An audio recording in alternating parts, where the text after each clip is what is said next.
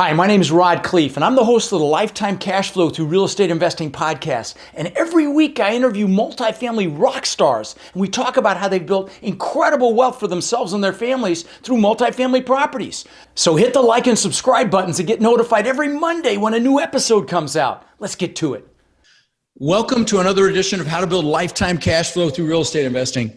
I'm Rod Khleif, and I am thrilled you're here. And I'm super excited to interview the gentleman I'm interviewing today. Happens to be one of my warriors, one of my coaching students, and he has just crushed it in this business. He's up to over 1,800 doors, both as a general partner and a limited partner, and retired Marine Corps officer, and really looking forward to this conversation. His name is Chris Wooten. Welcome to the show, brother.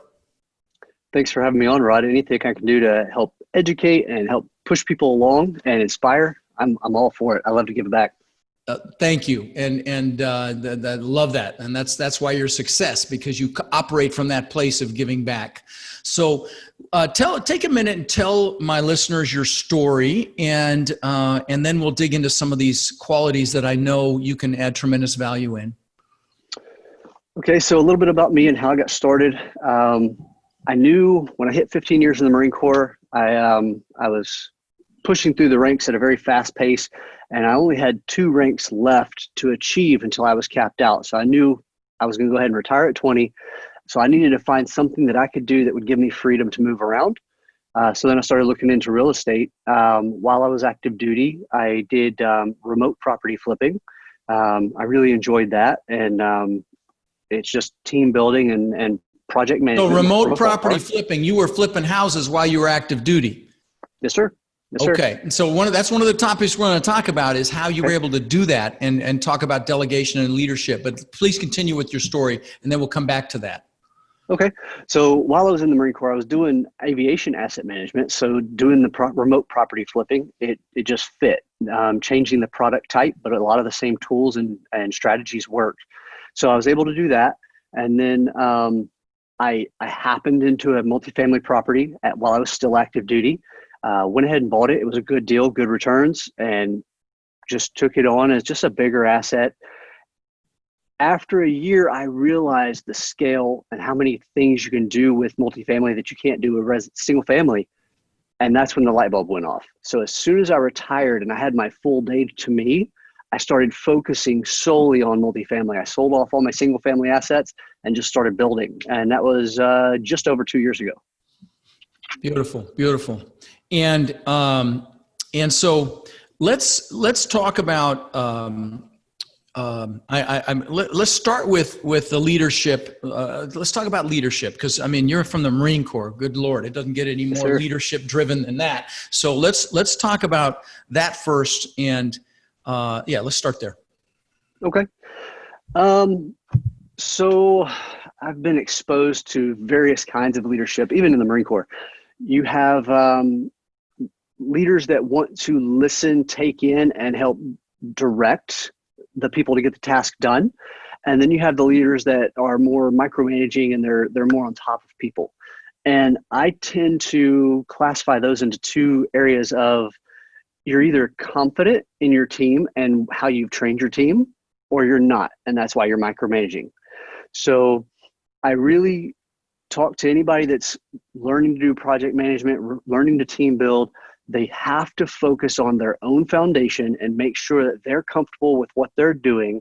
They need to have enough awareness to be comfortable of what they're going to be asking the rest of their team to do, so that when they're receiving products from their team, they can actually understand what it is that they're looking at, rather than I get a deliverable from my team member and I'm like, I don't know what I'm looking at here. And that's okay, but you need to have the confidence to go to the team member and say, hey, can you explain this to me, and be willing to learn it.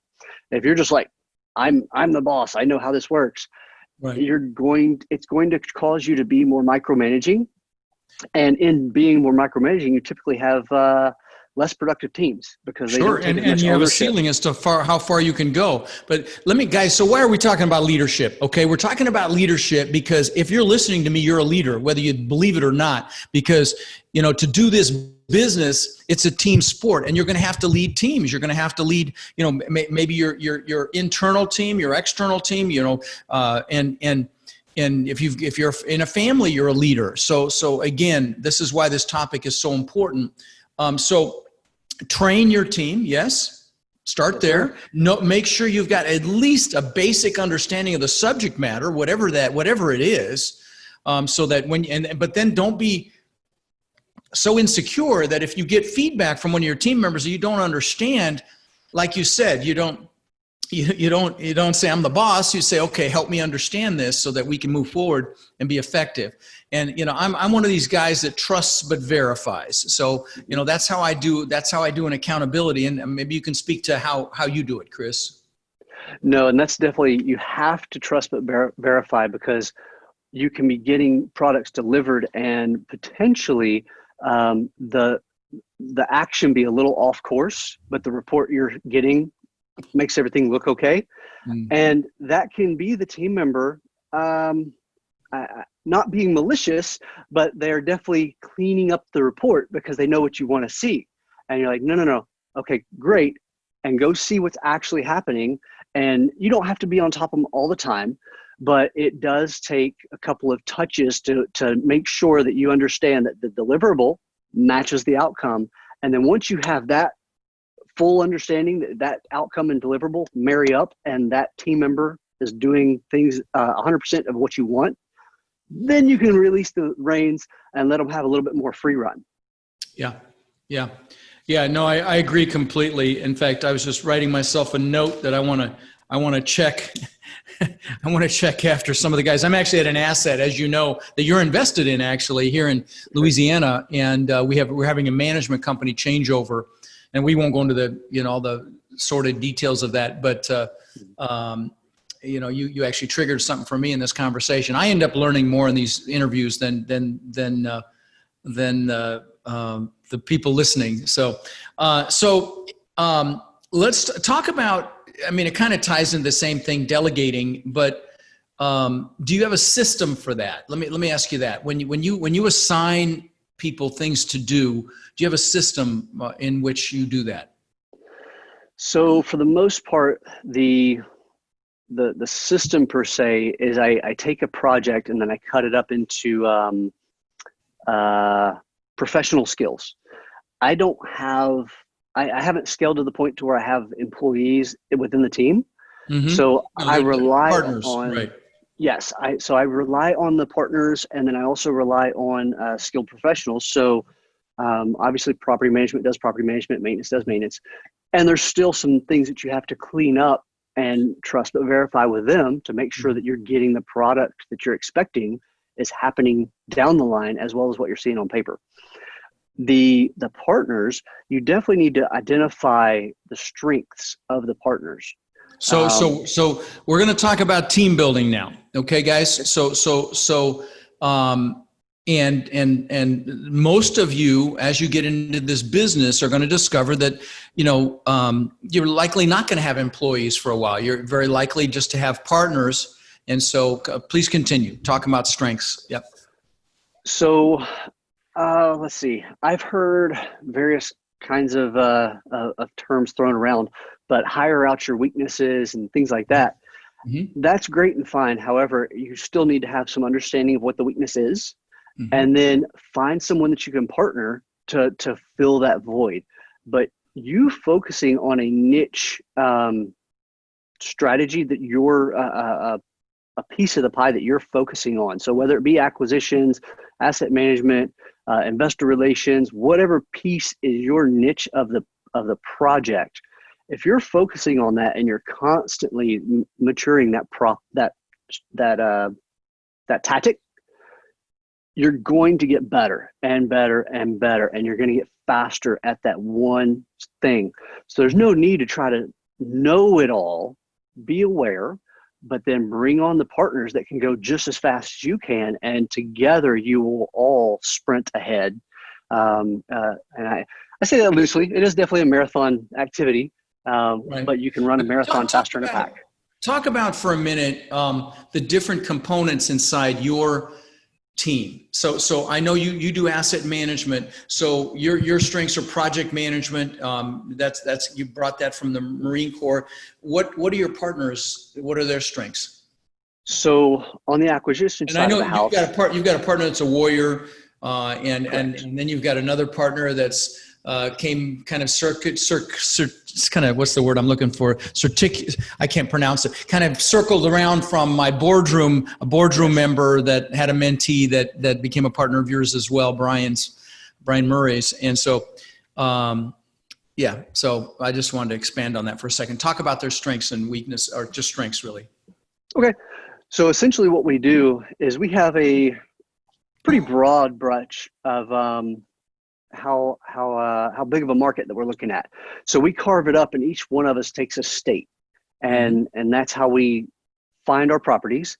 Okay. And then one of the partners is really strong in the underwriting of a deal, evaluation of the property, gathering the comps, all the data pieces. And to see him work an Excel spreadsheet is like magic.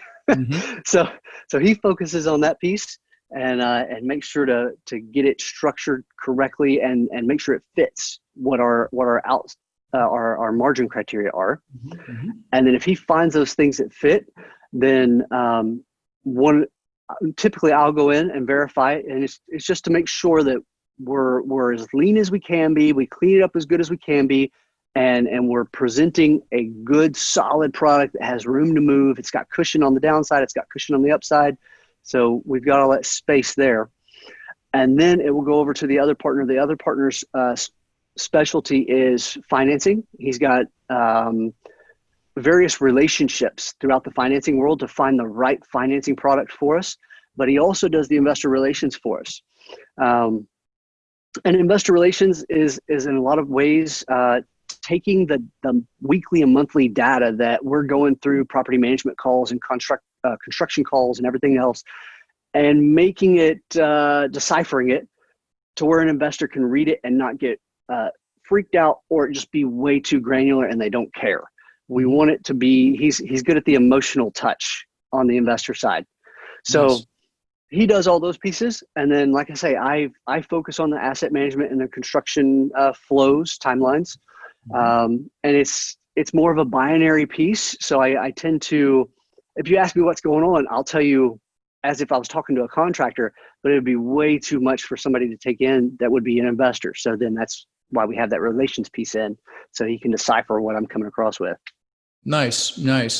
And so, and so how did you, I know the answer, but I still want to ask it and have you answer it. How did you get connected with these partners? I mean, I know they're fellow warriors. By the way, guys, if you don't know what a warrior is, those are my coaching students. But what was the activity that got you connected with them? So let's see. I'm looking. Listen, don't overthink this. I just want to hear you say networking, because this business is a networking sport. So sorry, I stole your thunder. I didn't want you to have to go deep on that. I was just, guys, it's just building relationships. It's just friendships and meeting people. And, I facilitate that at my events. And let me take a moment to talk about my event. Guys, I've got a live stream coming up, 2 full days of training. It's like $97, and I'm not selling anything at the event. Just it's a no-brainer. So go to multifamilyvirtualbootcamp.com or text ROD LIVE to 41411. That's ROD LIVE is one word to 41411, and come see me for 2 days. It's drinking through a fire hose, but if you're serious about this business, stop screwing around and just come see me. Multifamilyvirtualbootcamp.com. So, by the way, what was the first event you went to, Chris? I was in Atlanta in 2018. No kidding. I say, I was already in multifamily space then, but I was doing it on my own, and I was doing it with my own capital. Money. And I hit this point, and I said, to grow, I gotta figure out this syndication thing. Right. So I came on into Atlanta, and then that's where I met a lot of folks. Got into the Warrior group. Actually met the one partner through the Warrior Facebook group last summer. And then we both went to the Baltimore event because there's tons of networking at the events. Right. So we definitely went to the Baltimore event. We networked the whole weekend and definitely got a very good partnership flow.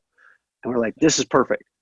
And that's also how we ended up linking up with Brian Murray to end up contacting the other partner. So that's how we all came together, is through the networking. Networking. So guys, that's how this business is done. And by the way, we have a networking component at my virtual event as well. So don't think that, we've brought that into the mix. So awesome.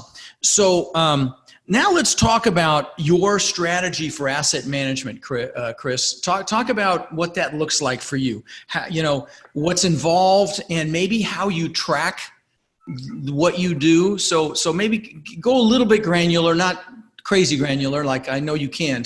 But just give us an overview. So a lot of it is constant process improvement, Lean Six Sigma, whatever word you want to call it, but in the Marine Corps aviation asset management, they really focus on the CPI.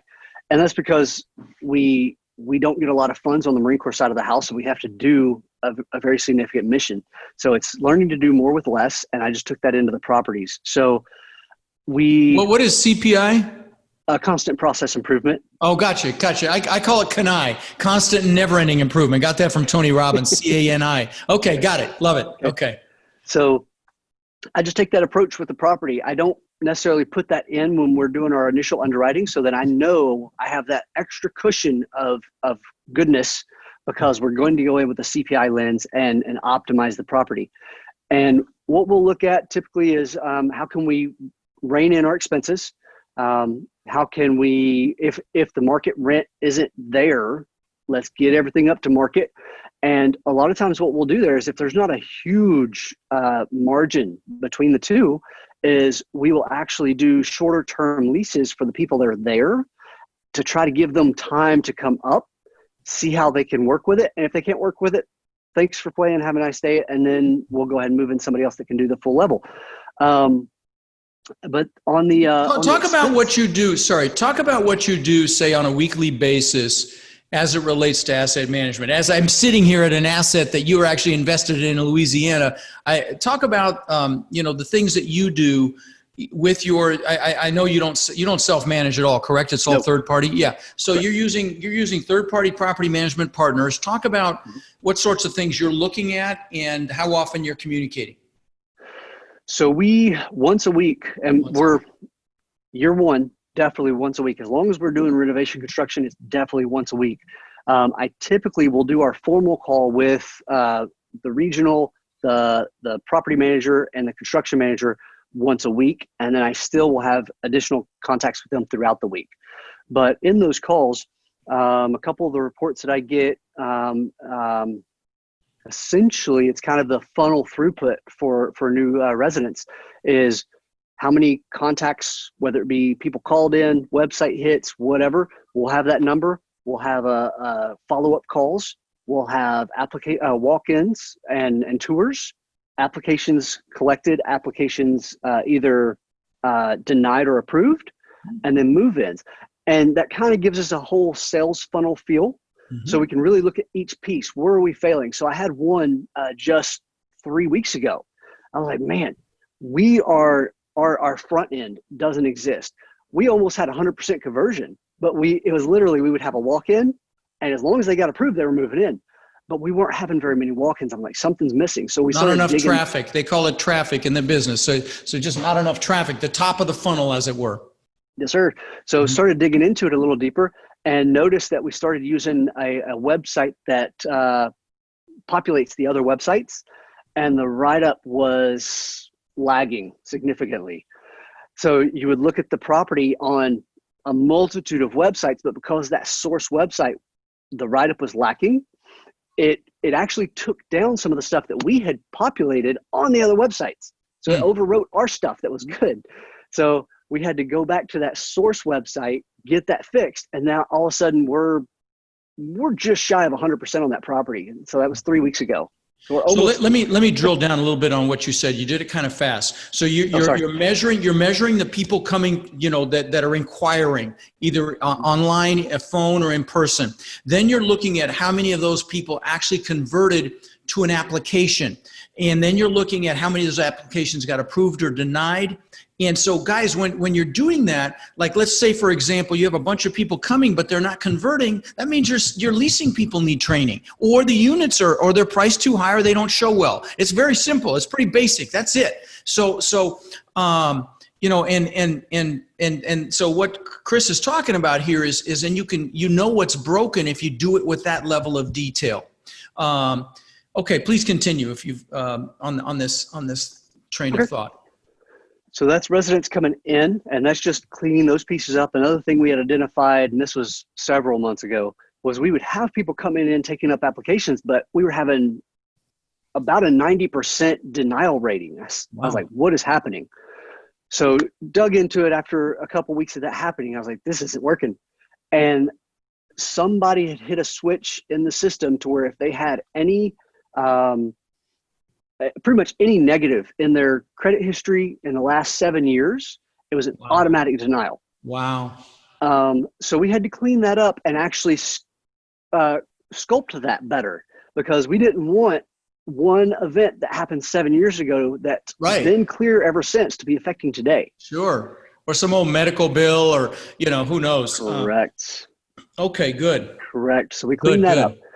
And then get further into the day-to-day operation kind of stuff. And this is more of a monthly piece, but watching if the property, if you're paying utilities on the property, watch what the billing is doing, watch the utilization is what's happening. I get maintenance involved, and they have a 90-day checklist. So they'll go change the air filters. When they're in there changing the air filters, they'll look underneath the sinks for any leaks. They'll listen to the toilets, make sure they're not running. Just a general look. Also, while they're in there, they make sure that all of our green products that are in place are in place. So shower heads, aerators, LED light bulbs, all those things are still there. And make sure that the resident didn't decide to switch them out because they didn't like how it was operating for them. We definitely leave it open. Hey, come talk to us if there's something that this just isn't working for you. But otherwise, leave our stuff in place. So we look at all those kind of things when maintenance goes in. Like I say, it's every 90 days that maintenance goes into the unit. They change their air filter. They do a quick visual on those kind of things, and then move on. And if we have a unit that's showing high utilization, then we go looking. I found a unit with an air fryer that they were just cooking through some electricity because they were using the air fryer. I said, okay, not allowed in the property. And we're going to build back the differential. We didn't beat them up about it, but the griddles and all those things, you have to talk to us if you want to bring those in, and we look at them for safety reasons. I also like most insurance companies or brokerages, you can reach out to them and ask for a loss control mitigation file, and it's like an ebook. It's long, but you kind of pick through that, and it will point out a lot of green strategies in it, a lot of safety strategies in it. So I pull things out of there, especially when we're going through the acquisition piece of things we can do on property to make things more safe. What's that called again from the insurance company? It's a loss control mitigation. Booklet. No, that kind of says it. Loss control mitigation guide or rule. Got it. Okay, good. Love it. Correct. It's a great tip. So, okay. I got a hold of that and just started digging through it. And I mean, a lot of this stuff was stuff that I had done before. Already doing, sure. But it is good to reaffirm.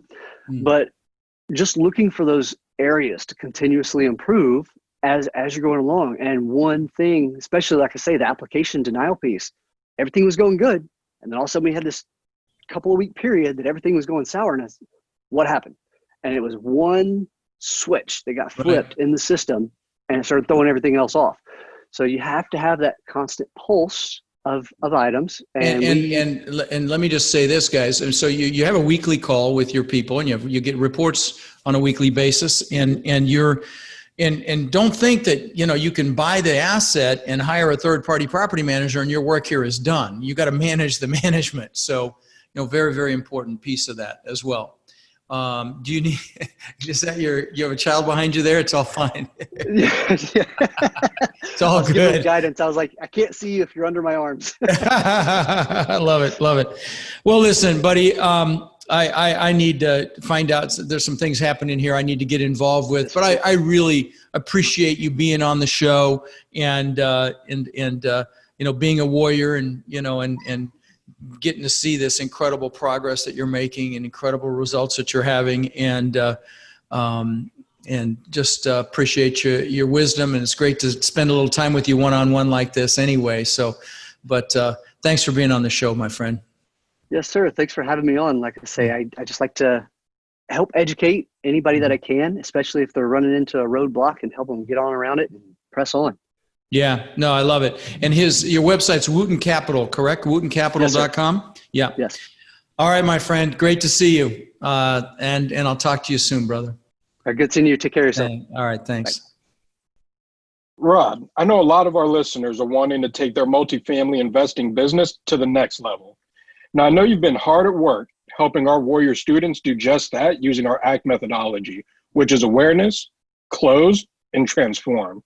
Can you explain to the listeners how they can get our help? You bet. Guys, we've been going nonstop for 3 years, building an amazing community of like-minded people.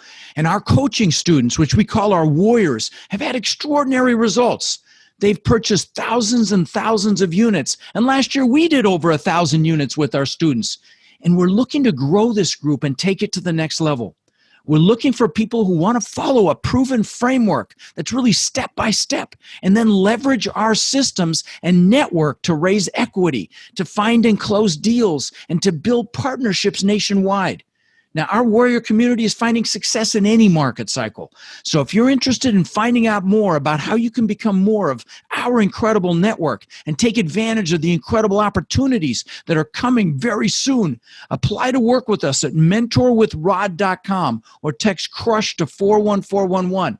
That's mentorwithrod.com or text CRUSH to 41411.